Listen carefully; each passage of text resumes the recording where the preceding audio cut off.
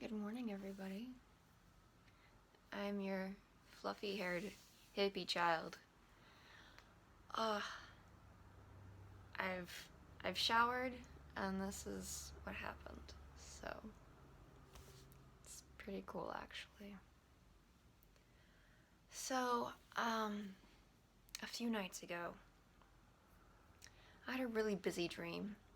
I don't like when I dream just things and stuff. I either want my dreams to be meaningful from God or not at all. I don't like to wake up anxious. I don't like to wake up thinking about things and people. But 2 nights ago, I had a really busy dream, and there wasn't much sense to the narrative, and I don't remember it particularly myself. But towards the end of the narrative, my mom in the dream said that my brother was 27. And I said, no, my brother is 32. And then I started shouting. My dream self was shouting, my younger brother is 30. I don't know if I said a typo there. My younger brother's 30. I'm 32. He's 30. Factually true. He is 30. As of this year. He was born in 1990. And I haven't talked about this very much at all on the internet because my brothers and their lives are personal and private to them, and if they want to be associated with me on this vlog channel or on social media, they can do that, but they have never made any interest in that. And I love Jesus very intensely, and I would estimate that their love is not as intense, just kind of based on the fruit of their life, what they've invested their time and energy in. And so if they want to be associated with me, that's their decision. I have never posted, shared their names or their faces or anything, and I intend to keep it that way because that's their privacy. So, but I had this dream. My brother wasn't in the dream, but me thinking about my brother was in the dream. And I messaged one girlfriend 2 sentences about it. Younger me would have called somebody and talked it through, but it's kind of a sign of maturity to me that I can just message somebody 2 sentences and just trust that emotional expression will be enough. And she messaged back, maybe you were dreaming of him because he needs your prayers right now. And my middle brother has refused to speak to me. Pretty much. Basically, since Ben and I got married. So, pushing 3 years now. And I've just sort of accepted it. And I did write him a letter while I was visiting my parents and got some input from them. But I've not heard back, and it's been months, and that's okay. God has kind of given me this acceptance of that brother not being in my life, and knowing that there's very little that I could have done to change that.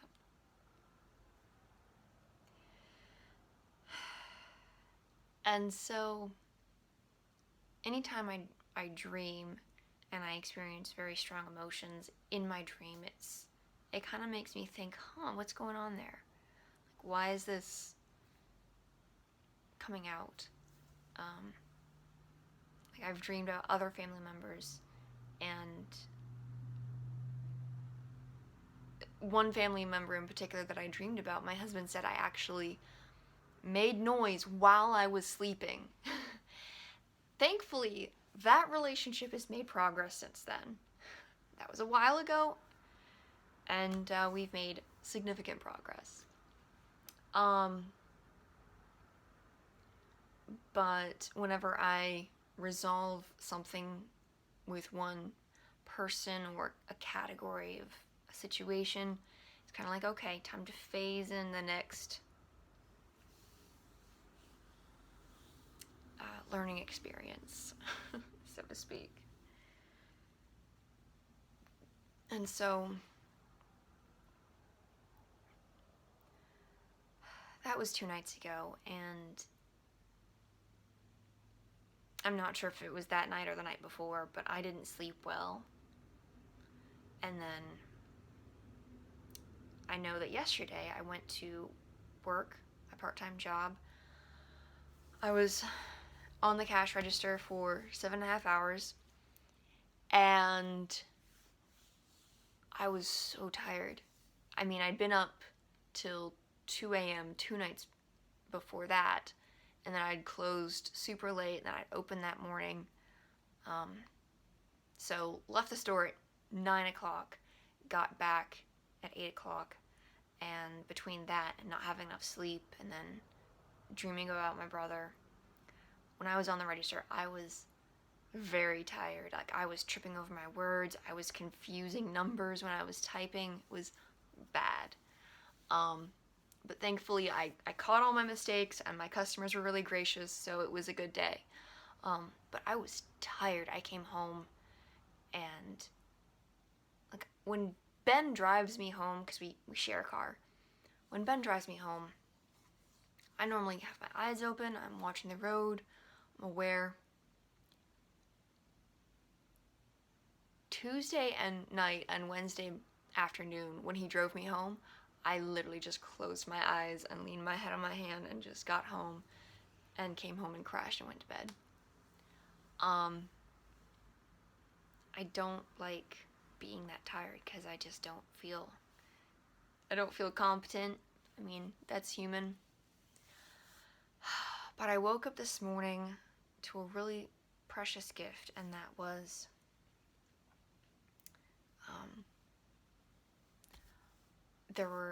when I showered this morning, there was a worship song in the background of my mind. You ever know, like, when the volume like gradually increases, so you didn't know that it was there, you didn't recognize it like start? It was like that. And it was a worship song based on Psalm 63. That's the name of it. Psalm 63 by Shane and Shane. And I will bless the Lord every day and night, never-ending praise, may our incense rise. And it is such a gift from God whenever He allows us to really feel and experience His grace. And we're always, I would say, experiencing His grace. The sunshine, the air, the food in front of us. But sometimes it's more tangible to our emotions. And I have learned that when I don't feel that grace, to still thank God for Himself and His character, because just because I don't feel like He loves me doesn't mean He doesn't love me. And then if I wait long enough, I will get a moment of that feeling too encourage and reinforce my faith and help me along in the drudgery of life. So, this has been a very rambly vlog, but I want to end up with a really important concept that I've been thinking about a lot lately. So I've been thinking about this word contentment. And the word contentment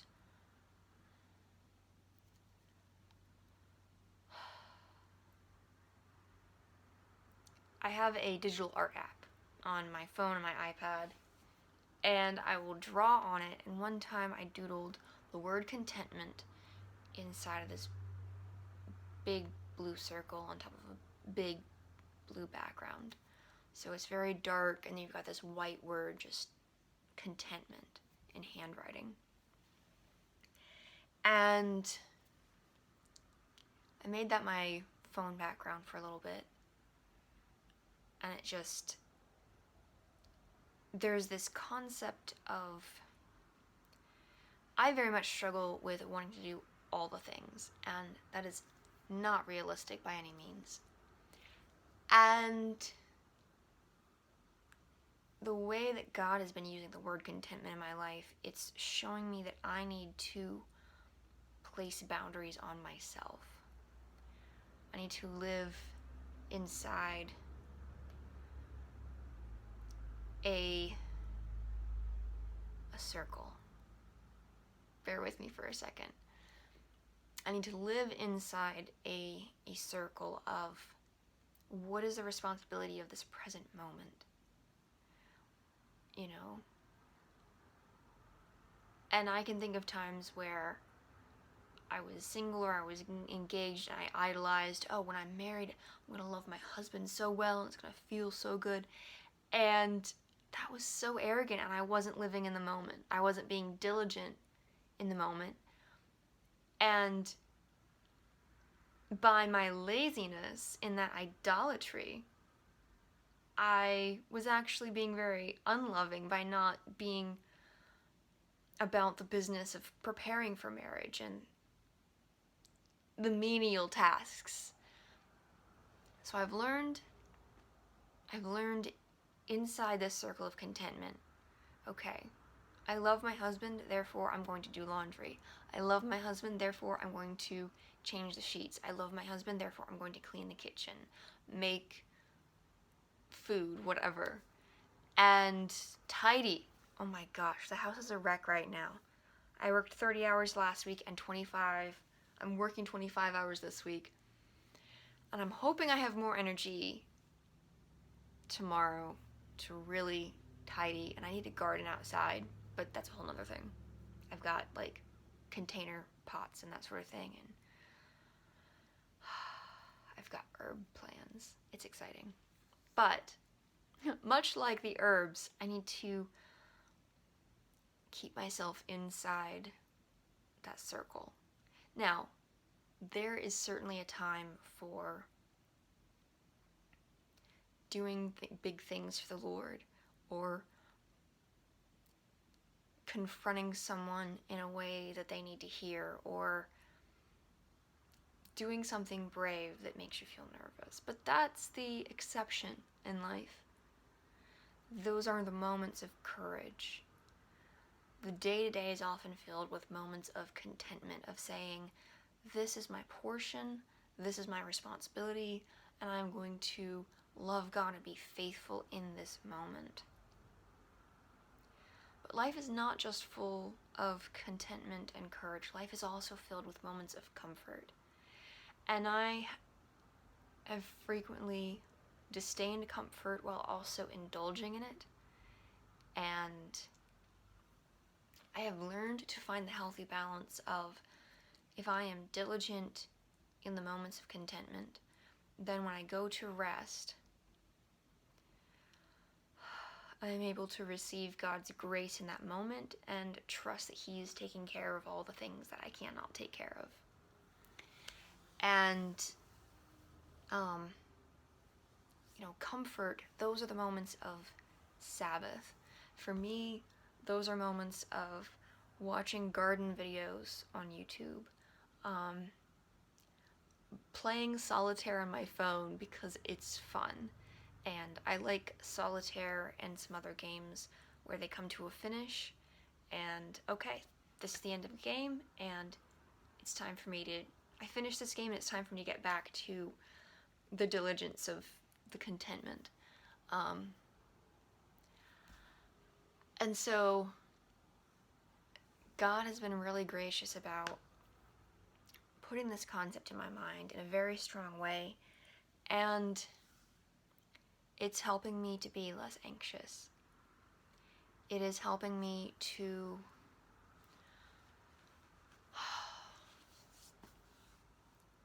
not obsess so much over, am I doing God's will, or I should be doing something big and courageous right now. It's like, no, right now I need to sleep or nap, or right now, or just lay around or read a book that's interesting. I don't read anymore because it's not relaxing to me. But, that's an option. There are some books that are still refreshing. I'll read on occasion. And it helps me also to not be afraid of the contentment moments. I spent so much of my childhood trying to mentally escape. And when I was home with my parents in August of 2019, that was the last time, I knew that was the last time that I was going to see my childhood home. My parents were getting ready to sell and move to a different state, and thankfully, I've made peace enough with my childhood that letting go of the house wasn't the end of the world for me. Now, they haven't sold it yet. I might cry a few tears, but I know that even the nicest homes in this life are just tents. They are earthly campsites while we are waiting for Jesus to come back. But while I was home, I had a couple of moments where I was reminded very, very intensely how painful my childhood was. And by the grace of God, I had forgotten. I had forgotten so much. God's goodness to me. I mean, when I went back and visited my family, I'd been married for 2 years at that point. It's hard to believe I've already been married 2.5 years. And I've been vlogging so long. So if you've been watching my videos in this entire playlist, you've literally seen the journey. It blows my mind. But I digress.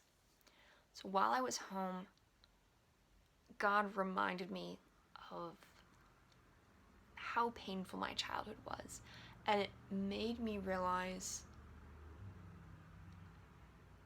it gave me such compassion for myself. And it gave me such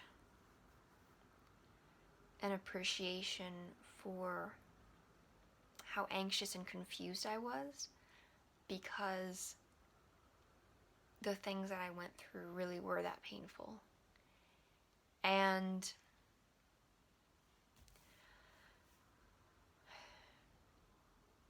it is a testimony to God's goodness that I've made enough progress that I'd forgotten. And I distinctly remember a vlog, and I don't even know if it's still up. I might have completely deleted it, in which case it's gone forever. But I did a vlog where I said, I don't remember the things, I don't like what I remember. And now here I am, just a few years later, and I'm saying, I am so thankful that God's goodness is so big that I literally don't remember.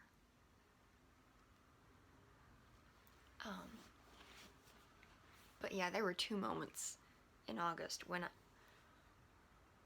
things came up and it hit me so hard. I had to walk outside the house and talk out loud and calm myself down and cry. And I don't cry very often anymore. It's a very interesting thing that God has done for me. He has dampened my emotions. I feel very, very deeply and intensely, and I think that God deepening and dampening my emotions, it's made me more of a thinker, it's made me less emotional, and it's also allowed me to handle a lot more conflict and stress than I used to. So, I'm not sure why I'm sharing all of that with you today, but I hope that encourages you, and I hope that it reminds you that we don't have to figure it all out, and we don't have to be always living courageously. It's healthy to live with contentment. It's balanced. It's healthy to live with both comfort in Sabbath and courage and boldness. And both are evidence in Scripture. Jesus says in the Gospels that Sabbath was made for man, not man for the Sabbath. And then the Apostle Paul often writes and asks the people that he writes to that he would have more boldness. And I believe Peter does that as well. Prays for boldness. So there's a balance there. We need to both rest and be bold, and we need to live in the contentment in between. And I would like to share with you a section from Psalm 119. This is verse 25 through 32. My soul clings to the dust. Give me life according to your word. When I told of my ways, you answered me. Teach me your statutes. Make me understand the way of your precepts, and I will meditate on your wondrous works. My soul melts away for sorrow. Strengthen me according to your word. Put false ways far from me, and graciously teach me your law. I have chosen the way of faithfulness. I set your rules before me. I cling to your testimonies, O Lord. Let me not be put to shame. I will run in the way of your commandments when you enlarge my heart. And I love this so much because he goes in the first verse of clinging to the dust with his soul to speaking in faith. I will run in the way of your commandments, for you have enlarged my heart. Another translation, the New King James, says, for you enlarge my heart. And both of them are speaking in faith of, you're doing this and you're going to do it. You're enlarging my heart. And God is the one this testifies to, that even when we are emotionally broken, when we cling to God's righteousness, and when we beg him to explain himself and to explain the principles by which he has ordered the world, he will protect us, he will bless us, and he will grow our heart so that we can obey him better, so that we can feel more love, and not just feel, but receive and walk in more love. And